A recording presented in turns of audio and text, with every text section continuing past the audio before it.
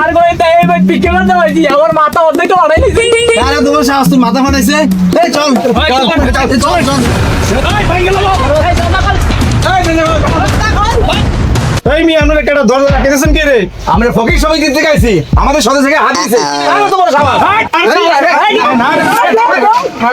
আরে ভাই রাহেন না কি তুই আগে কর। কে জানে ভিতর থেকে এটা মানে আমাদের সদস্যের মাথা ফাটাইলে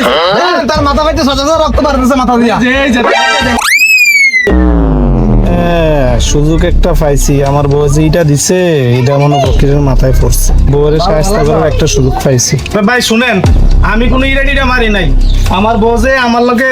ঝগড়া হয়েছে, বউ আমার ইরা মারছিল, এইটা ইয়া ফকিরের গায়ে পড়ছে, না আমার দোষ নাই ভাই, আপনারও আমার বউর